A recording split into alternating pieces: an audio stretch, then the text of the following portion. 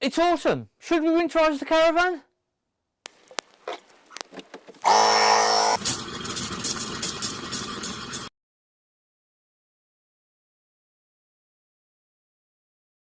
So we're into autumn. We're thinking about possibly, are we going to go back into lockdown? Are we going to be able to go away and use the van, aren't we? You might be thinking, actually, we're just going to put the van away for the winter. You might be thinking, actually, we're going to use it all the way through and we don't need to winterise it. But if you are thinking about putting it away and you want to winterise it, hopefully our little tips and hints will going to help you along the way. Things that we've got to properly winterise the caravan. We've got the little floe unit, so this comes with different ends, so you can buy it with the fitting for your caravan. And then you're going to need a little pump, so we've got a tyre inflator. There's a link in our description. I think we've got this off Amazon. It's quite nice because we just set the pressure, it goes up to that and then it stops. You've not got to stand there waiting for it. So I think these are about 15 psi that we set it to on the outside, and then we blow the water through basically. So before all of that, what we need to do is get our drain valves open. So just underneath of our seat, if you've got a van from about 2002 onwards, you're going to have a yellow drain valve like this, and what we do is just pop that into the upright position. Now the other thing that you might want to do once we've drained off completely is we've got the little tank here, and sometimes you'll have a water filter, an inline water filter. Basically we just push the collar down, pop it out of the fitting, push the collar down on the fitment and pull it out, because again they will sometimes hold a little bit of water.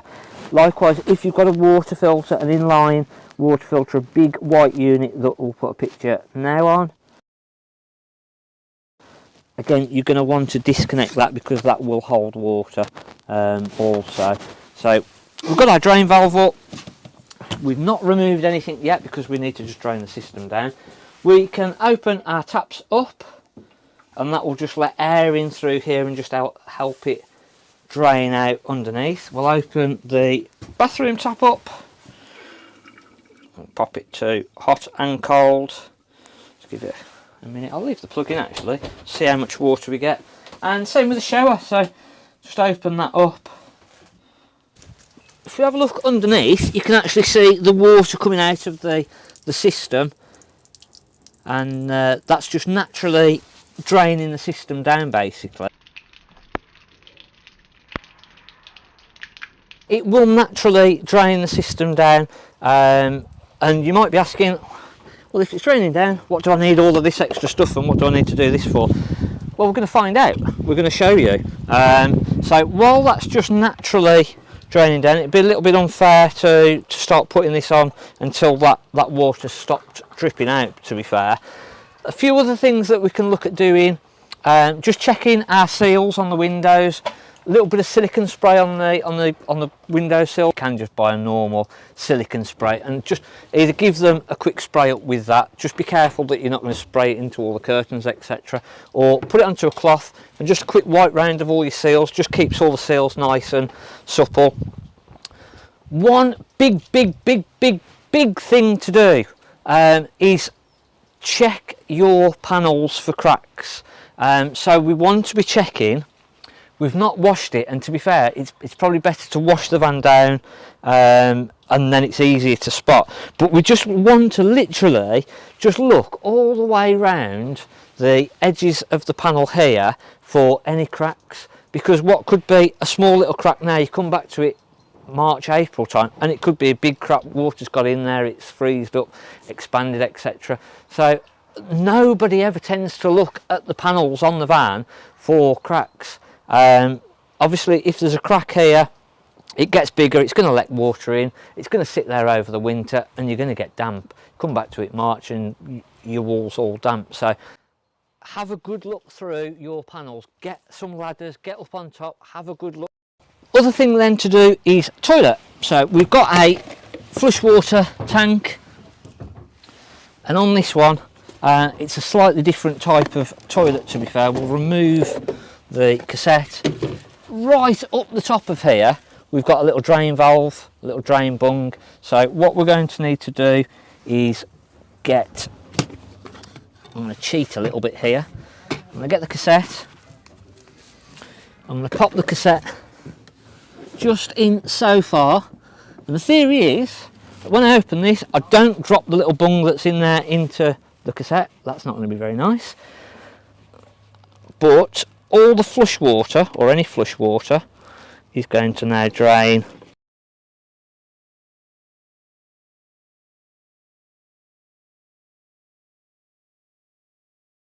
that's how you drain the flush water on this one. We'll show you another type of cassette toilet, how you drain that one, and again, in one way or another, there's going to be a little bung. Normally when you open the door, there might be a little description on the actual door that shows you. If not, just have a look. I'll pop that bung back in. Just have a look at the front little sticker. So this is a C224CW. If you Google that, there should be some instructions on the internet of how to drain that down. There is products then that we can put into the tank just to clean it back through and flush it through a few times. How many times have you come to it at the beginning of the season, you've pressed the flush button, a load of black stuff comes through, or the toilet pump stops working? And if your toilet pump has stopped working, if you have a look in the little video that's popping up at the top now, that'll show you how to actually fix the toilet pump and what to check if it's not flushing. So just putting the cleaner through, that should literally stop all the black bits and pieces, just giving it a good drain down. So hopefully we're not going to get anything freeze up and cause any damage in there. So we want to open the door on the fridge, make sure that the fridge door isn't closed up. That'll just stop any smells or anything like that. So again, normally these have got a little catch that you can swap around for a winter setting. There's some that have got a little bar on the top that hold it out. If you can't get the catch to work or something like that, you can literally just leave it slightly open. If you get a little cloth or some towels and just leave the freezer compartment just slightly open as well, so that can breathe. And just literally just letting it sort of get the air circulation around, and that will stop any smells then. So just something in your freezer compartment to keep that held open. Keep the door ajar and that will stop.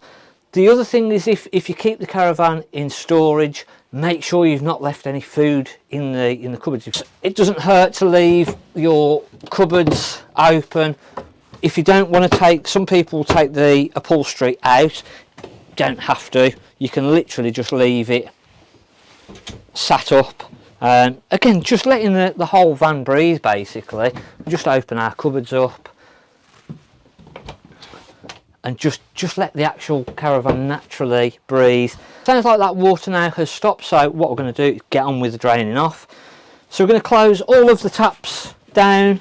I'm going to shut that bung, the drain bung down, and we're going to show you how to use this little. So we pop the drain bung down and then we can pop our drain off valve outside. So we've got our tyre inflator, we've got our little connector that will push in, make sure that's fully pushed in. We'll set our pressure to about 15 psi. Pop that one on and then literally turn that on.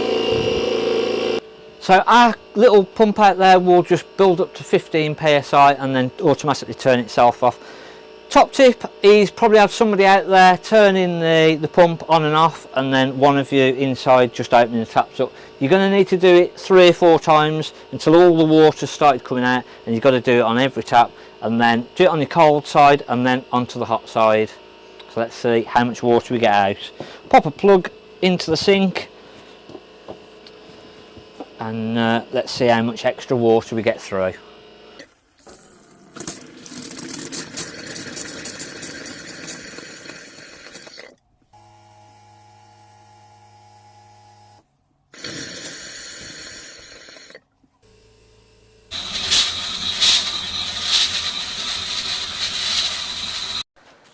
So we've drained all of the taps 3 or 4 times now. We've cut the sequence down a little bit to not take too long on the video. What's interesting is have a look at the muck in the sink there that's come out. Can you see all the little bits?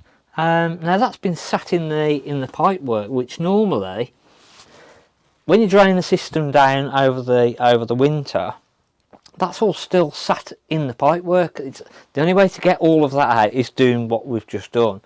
And I think after seeing that, you sort of go, actually, it's worth the hassle, and it's not really hassle. It makes it a lot easier if you've got somebody outside pressing the pump on and off, and it doesn't take that long. But definitely worth doing the extra little bit just for the winter, and just getting all that extra bit of water out. And then I think when you come to it the next season, you've not got all of this muck and grime and dirt in the system sat there waiting for you. Hopefully the pipework is a lot cleaner, so when you do Puriclean etc at the start of next season, you're starting with a bit cleaner pipework, hopefully. If there's anything that you feel that we've forgot, or any little tips that you normally do that we haven't do, put them in the comments. We're here to help everybody, and if you've got some things that you do and you think actually you've missed a trick there, tell us about it. I think if everybody helps each other and puts comments in of little tips and tricks that you've done over the years, it benefits everybody. We're all here to sort of do the same thing at the end of the day. So hopefully we've got you on the starting streak of how to drain the van down and get it ready for the winter.